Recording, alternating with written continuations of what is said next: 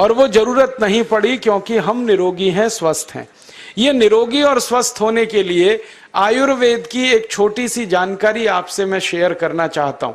आयुर्वेद में ये कहा गया है कि किसी भी व्यक्ति को निरोगी होना है, रोगमुक्त होना है, तो अपने जीवन में 3 बातों का ध्यान रखे। अपना वात, पित्त और कफ, तीनों का संतुलन रखे। वो 3 तरह के दोष हैं हमारे शरीर में, वात, पित्त, कफ। आपने सुना होगा ये त्रिदोष आधारित शरीर है। जब वात बहुत बिगड़ जाता है तो 80 से ज्यादा रोग आते हैं। जब पित्त बहुत बिगड़ जाता है तो लगभग 46 से 50 रोग आते हैं। और जब कफ बिगड़ जाता है तो 28 रोग आते हैं। और वात, पित्त, कफ तीनों बिगड़ जाएं तो 148 रोग आते हैं। सर्दी, खांसी, जुकाम से लेकर और कैंसर तक जो आखिरी रोग माना जाता है, ये सब वात, पित्त, कफ के बिगड़ने का खेल है। तो इस देश के आयुर्वेद चिकित्सा के सबसे महान लोगों में से कुछ नाम आप जानते हैं, जैसे चरक ऋषि, जैसे सुश्रुत ऋषि। ऐसे एक ऋषि हुए बाघभट्ट। बाघभट्ट ऋषि ने एक पुस्तक लिखी है, उसका नाम है अष्टांग हृदयम, और एक पुस्तक लिखी है उसका नाम है अष्टांग संग्रहम।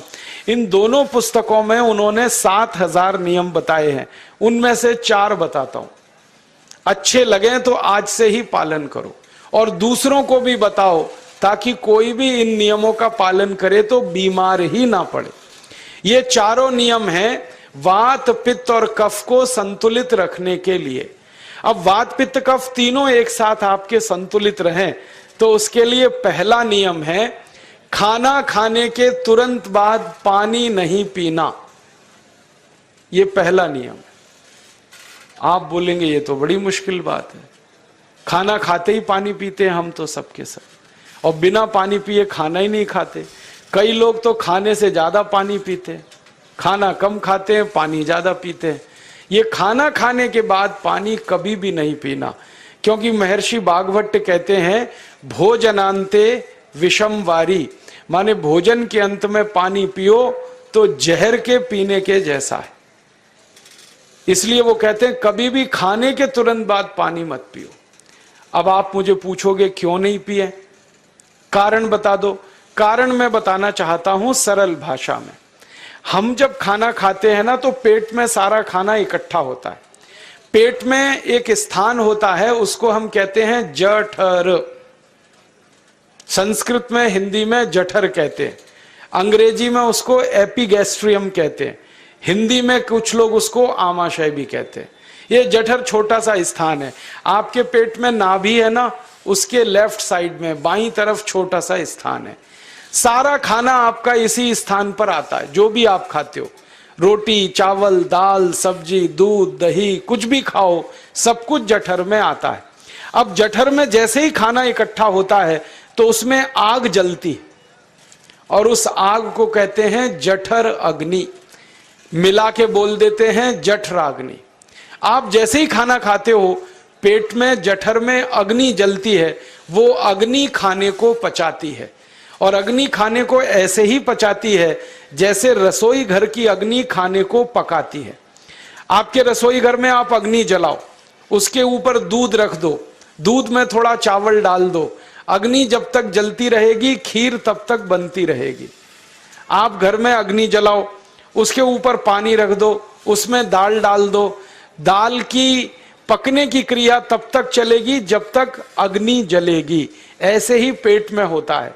जैसे ही आपने खाना खाया, पेट में अग्नि जलती है, और जब तक अग्नि जलती है तो खाने के पचने की क्रिया चलती है।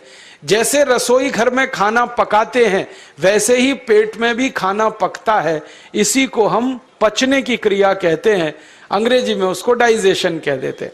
तो आपने खाना खाया, पेट में अग्नि जल गई, अब वो खाने को हजम करेगी, पचाएगी।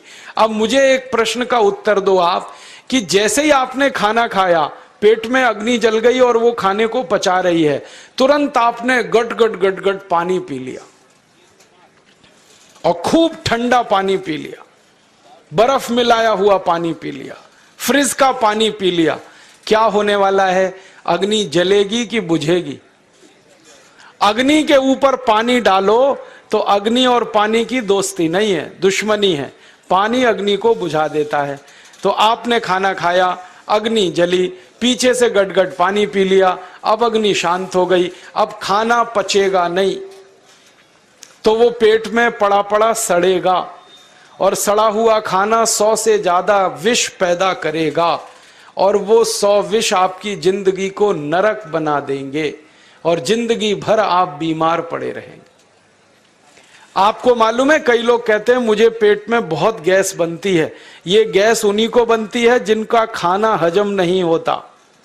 कोई लोग कहते हैं कि मुझे पेट में जलन होती है, ये जलन उन्हीं को होती है जिनका खाना पचता नहीं।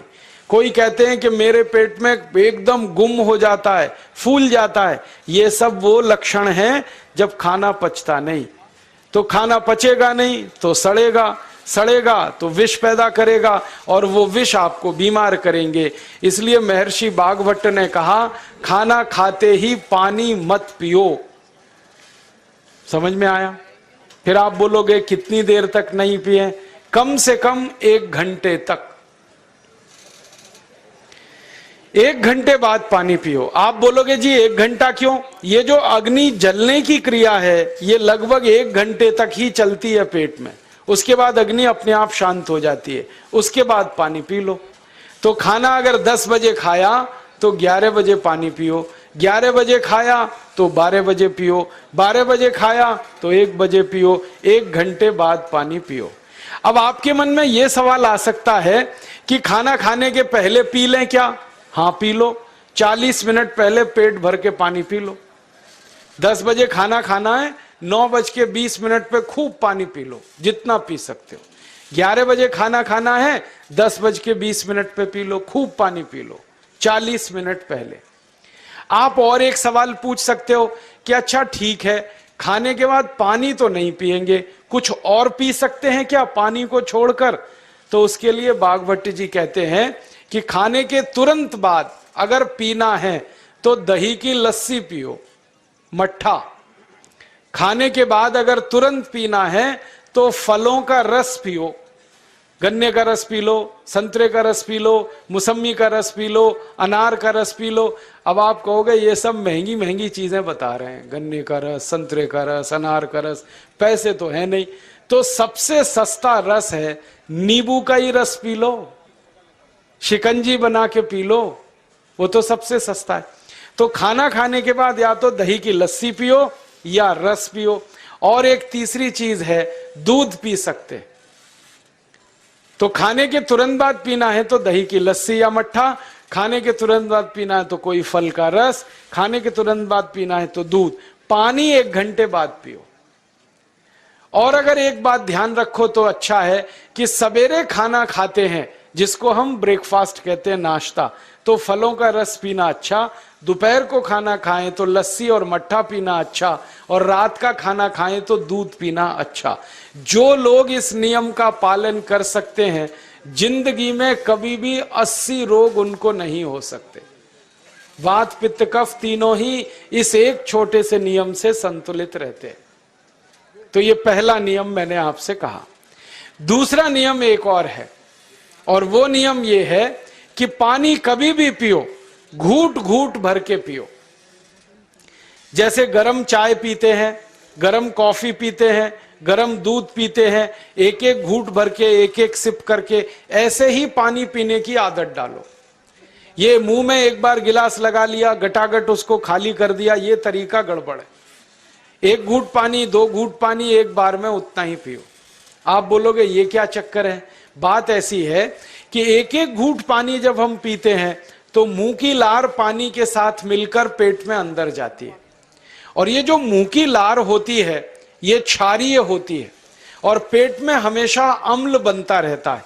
तो 1 घूट पानी पिया, मुंह की लार इसके साथ अंदर गई, 2 घूट पिया और ज्यादा गई, बार बार लार अंदर जाएगी तो क्षार पदार्थ पेट के अम्ल के साथ मिलेगा। पेट में अम्ल बनता है, मुंह में लार क्षारीय होती है। तो ये क्षार को अम्ल में मिला दिया जाए और ये अच्छे तरीके से मिलकर पेट में जाए तो कभी भी कोई व्यक्ति के पेट को अम्लता नहीं होती, एसिडिटी नहीं होती। और पेट में अम्लता नहीं होती तो रक्त में अम्लता नहीं होती, और जिनके रक्त में अम्लता नहीं होती उनकी जिंदगी में कभी भी वात पित्त कफ के असंतुलन की स्थिति पैदा नहीं होती। इसलिए पानी घूट घूट करके पीना। मैं आपको एक छोटा सा मेरा ऑब्जर्वेशन बताता हूं, परीक्षण। आप भारत देश में या दुनिया में कहीं भी जाओ, मनुष्य को छोड़कर पशु पक्षियों को देखना शुरू करो, वो पानी कैसे पीते। किसी चिड़िया को पानी पीते हुए देखो, किसी पक्षी को पानी पीते हुए देखो, वो चोंच के एक बूंद ही के बराबर ही पानी उठाता है। एक बार में एक बूंद पानी लेगा, फिर थोड़ी देर चोंच चलाएगा, फिर पिएगा, फिर दूसरी बूंद लेगा, फिर चोंच चलाएगा, फिर पिएगा, फिर तीसरी बूंद। एक एक बूंद पक्षी पानी पीता है। कुत्ते को पानी पीते हुए देखो, चाट चाट के पानी पीता है। शेर को पानी पीते हुए देखो, चाट चाट के पानी पीता है। जितने जानवर चाट कर पानी पीते हैं, जितने पक्षी एक एक घूंट पानी पीते हैं, किसी भी पक्षी और किसी भी जानवर को डायबिटीज नहीं है, किसी को अर्थराइटिस नहीं है, कोई पक्षी ओवरवेट नहीं है, कोई पशु ओवरवेट नहीं है। वो सब स्लिम और ट्रिम हैं, क्योंकि वो इतने होशियार हैं कि पानी चाट के पीते हैं या घूट घूट करके पीते। अब मुझे ये हैरानी होती है कि ये पशु पक्षियों को कौन सिखाता है। वो अपने जन्म से ये ज्ञान सीख के आते हैं। उनका कोई गुरु नहीं है, उनका कोई विद्यालय नहीं है, उनके कोई प्रशिक्षण शिविर नहीं लगते, फिर भी उनको इतनी अकल है कि पानी घूट घूट पीना। और हम ये मनुष्य जिनके इतने गुरु, इतने विद्यालय, इतने कॉलेज, सीखने वाले, सिखाने वाले, और हम मूर्खों के मूर्ख गटागट पानी पीते रहते। तो पानी पीने का तरीका बदल दो, घूट घूट भर के पानी पियो। ये दूसरा नियम है। तीसरा नियम है कि जिंदगी में कितनी भी प्यास लगे, ठंडा पानी कभी मत पियो। बर्फ डाला हुआ पानी, फ्रिज में रखा हुआ पानी, वाटर कूलर का पानी जिसका तापमान बहुत कम है, ये कभी मत पीना। क्यों? क्योंकि शरीर आपका गर्म है और पानी ठंडा है। अब होता क्या है वो मैं समझाता हूं सरल भाषा में। पेट तो गर्म है, अब इसमें ठंडा पानी डाल दिया आपने, तो अंदर झगड़ा होता है। और झगड़ा क्या होता है? या तो पानी पेट को ठंडा करेगा या पेट पानी को गर्म करेगा। अगर पानी ने पेट को ठंडा कर दिया तो पेट के ठंडा होते ही हृदय ठंडा होता है, हृदय के ठंडा होते ही मस्तिष्क ठंडा होता है, मस्तिष्क के ठंडा होते ही आदमी ठंडा होता है, और आदमी ठंडा होते ही राम नाम सत्य होती है। आपको मालूम है, जब शरीर ठंडा पड़ जाता है तो घर में भी नहीं रखते, निकाल के बाहर सड़क पे रख देते। जो घर आपने बनाया अपनी मेहनत से, शरीर के ठंडा पड़ते ही निकाल बाहर करते हैं उस घर में से, और फिर चिल्लाने लगते हैं, लेके जाओ, जल्दी लेके जाओ, इसको जला के आओ। माने ठंडे शरीर की इज्जत नहीं है। तो ठंडा पानी क्यों पी